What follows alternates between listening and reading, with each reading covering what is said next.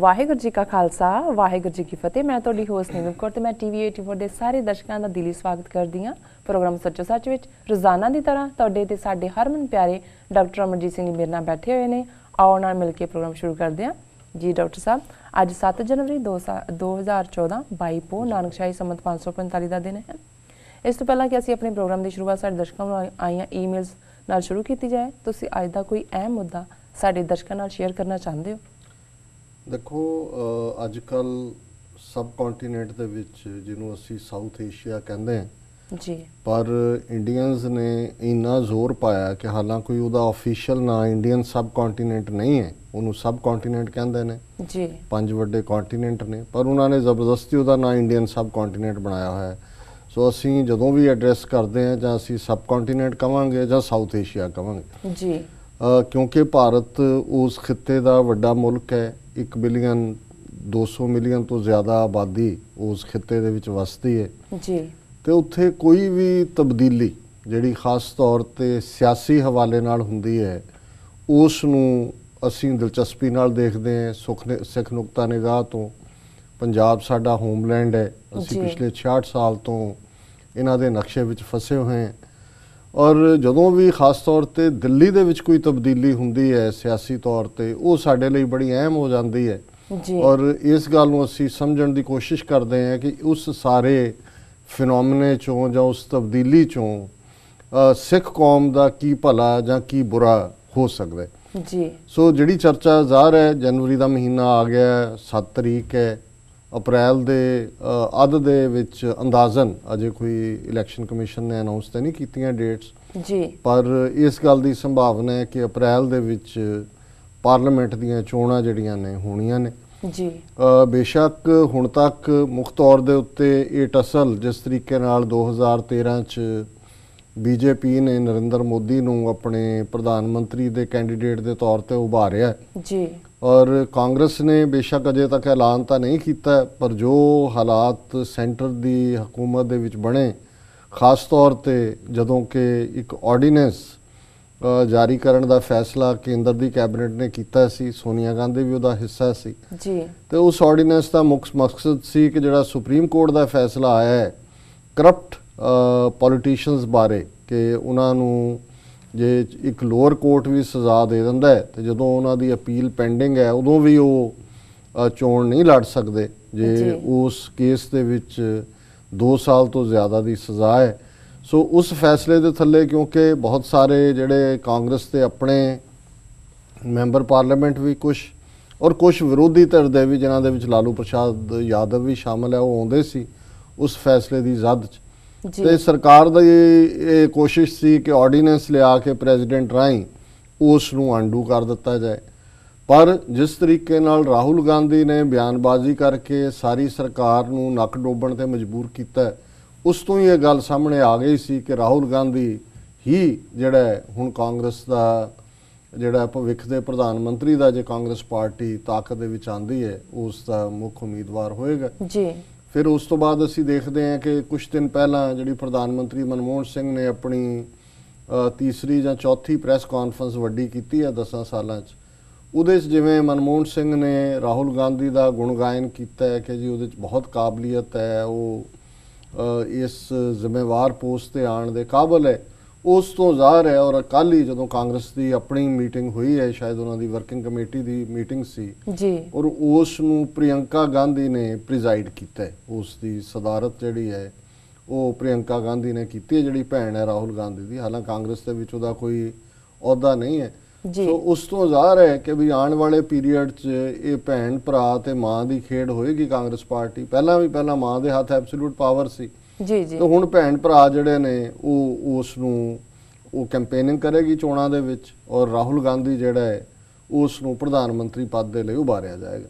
ਹੁਣ ਇਹ ਤਾਂ ਆਪਣੇ ਆਪ ਦੇ ਵਿੱਚ ਇਸ਼ੂ ਕਈ ਮਹੀਨਿਆਂ ਦੇ ਹੀ ਚੱਲ ਰਹੇ ਨੇ ਔਰ ਅਸੀਂ ਜੇ ਇਸ ਦੇ ਉੱਤੇ ਅੱਜ ਆਪਣੇ ਇਸ ਓਪਨਿੰਗ ਦੇ ਵਿੱਚ ਜ਼ਿਕਰ ਕਰਨਾ ਜ਼ਰੂਰੀ ਸਮਝਿਆ ਤੇ ਅਸੀਂ ਆਮ ਆਦਮੀ ਪਾਰਟੀ ਦੇ ਹਵਾਲੇ ਨਾਲ ਤੀਸਰੀ ਧਿਰ ਦੀ ਗੱਲ ਜਿਹੜੀ ਕਿ ਇਸ ਵੇਲੇ ਭਾਰਤ ਦੇ ਵਿੱਚ ਚਰਚਾ ਦਾ ਵਿਸ਼ਾ ਹੈ, ਕਿਉਂਕਿ ਜਿਸ ਤਰੀਕੇ ਨਾਲ ਆਮ ਆਦਮੀ ਪਾਰਟੀ ਨੇ ਦਿੱਲੀ ਦੇ ਵਿੱਚ ਕਾਮਯਾਬੀ ਹਾਸਲ ਕੀਤੀ ਉਹਨੇ ਦੋਨਾਂ ਹੀ ਮੁੱਖ ਧਿਰਾਂ ਨੂੰ, ਕਾਂਗਰਸ ਔਰ ਬੀਜੇਪੀ ਨੂੰ, ਬੜੇ ਫਿਕਰ ਦੇ ਵਿੱਚ ਪਾਇਆ ਜੀ।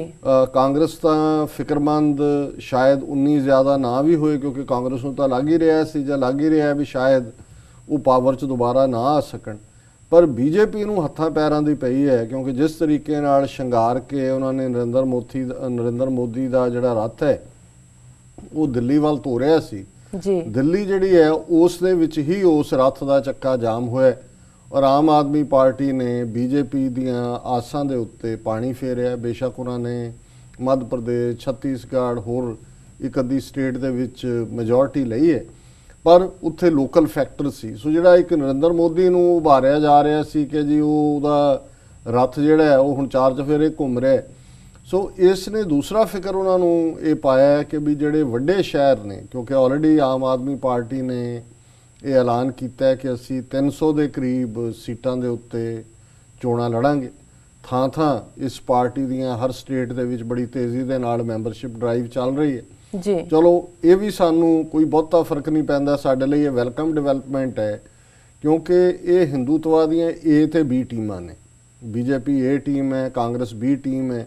ਇਹਨਾਂ 'ਚੋਂ ਕੋਈ ਵੀ ਟੀਮ ਆ ਜਾਏ, ਬੀਜੇਪੀ ਆ ਜਾਏ, ਕਾਂਗਰਸ ਆ ਜਾਏ, ਉਹਦਾ ਨੁਕਸਾਨ ਹੀ ਹੁੰਦਾ ਹੈ। ਇਹਦੇ ਨਾਲ ਜ਼ਿਆਦਾ ਨੁਕਸਾਨ ਹੁੰਦਾ ਜਿੰਨਾ ਬਾਦਲ ਨੇ ਸਿੱਖਾਂ ਦਾ ਨੁਕਸਾਨ ਕੀਤਾ ਹੈ ਇਹ ਟੀਮ ਦਾ ਹੱਥ ਠੋਕਾ ਬਣ ਕੇ। ਇਹਨਾਂ ਤਾਂ ਸਾਰੀ 18ਵੀਂ ਸਦੀ 'ਚ ਮੁਗਲ ਤੇ ਅਫਗਾਨ ਨਹੀਂ ਸੀ ਰਲ ਕੇ ਕਰ ਸਕੇ। ਸੋ ਲੇਕਿਨ ਜਿਵੇਂ ਹੁਣ ਇਸ ਟੀਮ ਨੂੰ ਉਭਾਰਿਆ ਜਾ ਰਿਹਾ ਸੀ, ਇਹ ਟੀਮ ਨੂੰ, ਔਰ ਐਬਸੋਲੂਟ ਪਾਵਰ ਉਹ ਲੈ ਲੈਂਦੇ ਤੇ ਫਿਰ ਜਿਵੇਂ ਅਸੀਂ ਹਮੇਸ਼ਾ ਨਰਿੰਦਰ ਮੋਦੀ ਨੂੰ ਹਿਟਲਰ ਇਨ ਦਾ ਮੇਕਿੰਗ ਕਿਹਾ ਜੀ। ਸੋ ਸਾਡੇ ਪੱਖ ਤੋਂ ਜੇ ਅਸੀਂ ਅਜੇ ਆਪਣਾ ਸਿੱਖ ਨੁਕਤਾ ਨਿਗਾਹ ਦੀ ਗੱਲ ਨਾ ਕਰੀਏ ਤੇ ਆਮ ਆਦਮੀ ਪਾਰਟੀ ਦਾ ਉਭਾਰ ਭੰਬਲ ਭੂਸਾ ਪਾਉਣ ਦੇ ਵਿੱਚ ਚੰਗਾ ਮਦਦਗਾਰ ਸਾਬਤ ਹੋਏਗਾ ਜੀ। ਇਹ ਤਾਂ ਨਹੀਂ ਹੈ ਕਿ ਵੀ ਜਿਵੇਂ ਦਾ ਕੋਈ ਦਿੱਲੀ ਦੇ ਵਿੱਚ ਹੈ, ਕੋਈ ਭਾਰਤ ਦੇ ਵਿੱਚ ਉਹਨਾਂ ਨੇ ਕੋਈ ਸੀਟਾਂ ਲੈ ਜਾਣੀਆਂ ਨੇ ਬਹੁਤੀਆਂ ਸੀਟਾਂ, ਤੇ ਉਹ ਵੱਡੇ ਸ਼ਹਿਰਾਂ 'ਚ, ਕਸਬਿਆਂ 'ਚ ਜਿੱਥੇ ਮੱਧ ਵਰਗੀ ਲੋਕ ਰਹਿੰਦੇ ਨੇ, middle class, lower middle class, ਥੋੜੀ ਬਹੁਤ ਅਪਰ ਮਿਡਲ ਕਲਾਸ, ਜਿਹੜੀ ਬਹੁਤ ਸਾਰੀ ਬੀਜੇਪੀ ਜਾਂ ਕਾਂਗਰਸ ਦੇ ਖਾਤੇ 'ਚ ਜਾਂਦੀ ਹੈ। ਸੋ ਇਹ ਹਿੰਦੂਤਵਾ ਦੀਆਂ ਇਹ ਬੀ ਟੀਮਾਂ ਦਾ ਹੀ ਵੋਟ ਬੈਂਕ ਜਿਹੜਾ ਹੈ ਉਸ ਨੂੰ ਉਹ ਖੋਰਾ ਲਾਉਣਗੇ ਜੀ ਔਰ ਭੰਬਲ ਭੂਸਾ ਪਏਗਾ। ਸਾਨੂੰ ਭੰਬਲ ਭੂਸਾ ਹੀ ਸੂਟ ਕਰਦਾ। ਮੈਨੂੰ ਯਾਦ ਹੈ ਇੱਕ ਵਾਰੀ ਕਾਂਸ਼ੀ ਰਾਮ ਬਹੁਜਨ ਸਮਾਜ ਪਾਰਟੀ ਦੇ ਮੁਖੀ ਪਾਰਲੀਮੈਂਟ ਦੀਆਂ ਚੋਣਾਂ ਤੋਂ ਪਹਿਲਾਂ ਉਹਨਾਂ ਦੀ ਪ੍ਰੈਸ ਕਾਨਫਰੰਸ, ਉਹਨਾਂ ਨੂੰ ਪੁੱਛਿਆ ਇੱਕ ਪੱਤਰਕਾਰ ਨੇ ਕਿ ਜੀ ਤੁਸੀਂ ਸਮਝਦੇ ਹੋ ਵੀ ਕੇਂਦਰ ਦੇ ਵਿੱਚ ਸਥਿਰ ਸਰਕਾਰ ਬਣੇਗੀ ਚੋਣਾਂ ਤੋਂ ਬਾਅਦ ਜੀ? ਤਾਂ ਉਹਨੇ ਕਿਹਾ ਜੀ ਤੈਨੂੰ ਕਿਹਨੇ ਕਿਹਾ ਵੀ ਅਸੀਂ ਸਥਿਰ ਸਰਕਾਰ ਚਾਹੁੰਦੇ?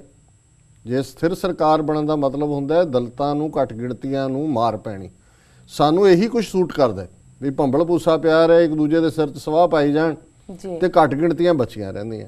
ਪਰ ਹੁਣ ਸਾਡਾ ਸਿੱਖ ਨੁਕਤਾ ਨਿਗਾਹ ਤੋਂ ਇਸ ਪ੍ਰਤੀ ਥੋੜਾ ਜਿਹਾ ਇਸ ਲਈ ਵਿਚਾਰ ਕਰਨਾ ਬਣਦਾ ਹੈ। ਜਿਵੇਂ ਅੱਜ ਦੀਆਂ ਮੀਡੀਆ ਖਬਰਾਂ ਨੇ ਕਿ ਦਿੱਲੀ 'ਚ ਨਵੰਬਰ 84 ਦੇ ਕੇਸਾਂ ਦੀ ਲੰਬੇ ਸਮੇਂ ਤੋਂ ਪੈਰਵਾਈ ਕਰਨ ਵਾਲੇ ਜਿਹੜੇ ਵਕੀਲ ਐਡਵੋਕੇਟ HS ਫੂਲਕਾ ਜੀ, ਉਹਨਾਂ ਨੇ ਆਮ ਆਦਮੀ ਪਾਰਟੀ ਦੇ ਵਿੱਚ ਸ਼ਾਮਲ ਹੋਣ ਦਾ ਐਲਾਨ ਕੀਤਾ। ਇਸੇ ਤਰ੍ਹਾਂ ਦੀ ਇੱਕ ਮਿਲੀ ਜੁਲੀ ਖਬਰ ਜਿਹੜੀ ਹੈ ਉਹ ਕਰਨੈਲ ਸਿੰਘ ਪੀਰ ਮੁਹੰਮਦ ਆਲ ਇੰਡੀਆ ਸਿੱਖ ਸਟੂਡੈਂਟ ਫੈਡਰੇਸ਼ਨ ਦੇ ਨਾਲ ਜਿਹੜੇ ਉਸ ਦੇ ਨੁਮਾਇੰਦੇ ਨੇ, ਉਹਨਾਂ ਨੇ ਵੀ ਆਮ ਆਦਮੀ ਪਾਰਟੀ ਦੀ ਬੜੀ ਤਾਰੀਫ ਕੀਤੀ ਹੈ ਕਿ ਜੀ ਇਹ ਗੁਰੂ ਨਾਨਕ ਸਾਹਿਬ ਦਾ ਮਾਡਲ ਹੈ ਔਰ ਇਹ ਸਭ ਦੇ ਲਈ ਇਨਸਾਫ ਔਰ ਭ੍ਰਿਸ਼ਟਾਚਾਰ ਮੁਕਤ ਇਹ ਉਹ। ਅਜੇ ਉਸ ਕਲੀਅਰ ਤਾਂ ਨਹੀਂ ਹੈ ਵੀ ਉਹਨਾਂ ਨੇ ਵੈਦਰ ਜੁਆਇਨ ਕੀਤਾ ਹੈ ਆਪਣਾ, ਉਹਨਾਂ ਨੇ ਭੰਗ ਕਰਨਾ ਹੈ, ਅੱਗੋਂ ਕੀ ਕਰਨਾ ਹੈ। ਪਰ ਇਸ 'ਚੋਂ ਇੱਕ ਗੱਲ ਜ਼ਾਹਰ ਹੈ ਵੀ ਸਿੱਖਾਂ ਦਾ ਇੱਕ ਤਬਕਾ ਜਿਹੜਾ ਥੋੜ੍ਹਾ ਬਹੁਤ ਸੰਜੀਦਾ ਹੈ ਬਾਕੀ ਦਲ ਦੇ ਨਾਲੋਂ, ਬਾਦਲ ਦਲੀਆਂ ਨਾਲੋਂ ਜੀ, ਉਹਨਾਂ ਨੇ ਵੀ ਇਸ ਆਪਸ਼ਨ ਨੂੰ ਜਿਹੜਾ ਹੈ ਉਹ ਦੇਖਣਾ ਸ਼ੁਰੂ ਕਰ ਦਿੱਤਾ ਹੈ ਕਿ ਸ਼ਾਇਦ ਇਸ ਦੇ ਨਾਲ ਰਲ ਕੇ ਉਹ ਕੋਈ ਆਪਣਾ ਵੀ ਮੁੱਲ ਵੱਟ ਸਕਦੇ ਨੇ, ਪਰ ਉਹਦੇ ਨਾਲ ਉਹਨਾਂ ਨੂੰ ਲੱਗਦਾ ਹੈ ਕਿ ਇਹ ਕਰਨ ਦੇ ਨਾਲ ਸ਼ਾਇਦ ਉਹ ਕੋਈ ਗੁਨਾਹ ਨਹੀਂ ਕਰ ਰਹੇ। ਪਰ ਇਹ ਵੀ ਮੀਡੀਆ ਖਬਰਾਂ ਨੇ ਕਿ ਫਤਿਹਗੜ੍ਹ ਸਾਹਿਬ ਤੋਂ ਸ਼ਾਇਦ ਮਾਘੀ ਦੇ ਦਿਨ ਦੇ ਮੌਕੇ ਜਿਹੜੀ 13-14 ਨੂੰ ਹੁੰਦੀ ਹੈ ਇਸ ਪੀਰੀਅਡ 'ਚ ਉਹਨਾਂ ਨੇ ਆਪਣਾ ਆਮ ਆਦਮੀ ਪਾਰਟੀ ਨੇ ਕੈਂਪੇਨ ਸ਼ੁਰੂ ਕਰਨਾ ਹੈ। ਪੰਜਾਬ 'ਚ ਵੀ ਇਹ ਕਿਹਾ ਜਾ ਰਿਹਾ ਵੀ ਕਾਫੀ ਲੋਕ ਵੱਡੀ ਗਿਣਤੀ 'ਚ ਮੈਂਬਰਸ਼ਿਪ ਲੈ ਰਹੇ ਨੇ। ਹਾਲਾਂ ਮਨਪ੍ਰੀਤ ਬਾਦਲ ਦਾ ਕਹਿਣਾ ਜੀ ਅਸੀਂ ਤਾਂ ਪਹਿਲਾਂ ਹੀ ਭ੍ਰਿਸ਼ਟਾਚਾਰ ਦੇ ਖਿਲਾਫ ਸ਼ੁਰੂ ਕੀਤਾ ਸੀ, ਸੋ ਅਸੀਂ ਨੈਚੁਰਲ ਅਲਾਈ ਹਾਂ, ਕੁਦਰਤੀ ਸਾਥੀ ਹਾਂ ਜੀ। ਸੁਖਬੀਰ ਬਾਦਲ ਨੇ ਕਿਹਾ ਕਿ ਜੀ ਇਹ ਤਾਂ ਸਾਡੀ ਨਕਲ ਮਾਰ ਰਹੇ ਆਮ ਆਦਮੀ ਪਾਰਟੀ, ਅਸੀਂ ਬਿਜਲੀ ਪਾਣੀ ਮੁਫਤ ਕੀਤਾ ਸੀ। ਨਾਲੇ ਉਹਨਾਂ ਨੇ ਕਿਹਾ ਜੀ ਪ੍ਰਕਾਸ਼ ਸਿੰਘ ਬਾਦਲ ਆਮ ਆਦਮੀ ਹੈ।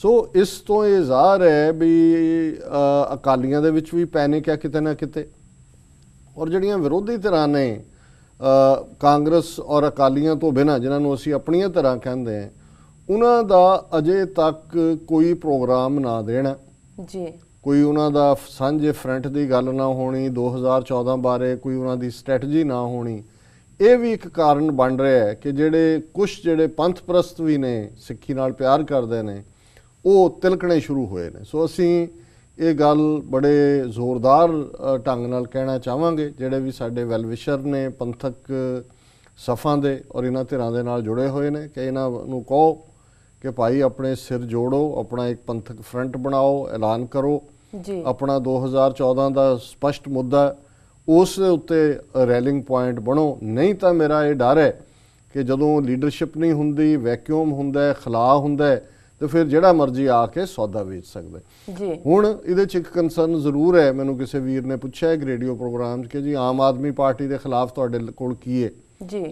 ਮੈਂ ਕਿਹਾ ਜੀ ਪਹਿਲੀ ਗੱਲ ਤਾਂ ਮੈਨੂੰ ਕਈ ਵਾਰੀ ਇਹ ਲੱਗਦਾ ਹੈ ਵੀ ਜਿਹੜੇ ਸੋਹਣੀਆਂ ਸੋਹਣੀਆਂ ਪੱਗਾਂ ਬੰਨ੍ਹਦੇ ਨੇ 6-6 ਮੀਟਰ ਦੀਆਂ, ਕੋਈ ਹੁਣ ਫੂਲਕਾ ਸਾਹਿਬ ਸ਼ਾਇਦ ਫੂਲਕੀਆਂ ਰਾਇਲ ਫੈਮਿਲੀ ਨਾਲ ਸੰਬੰਧਿਤ ਨੇ, ਹੋਰ ਕੇਸਰੀ ਪੱਗਾਂ ਵਾਲੇ ਨੇ।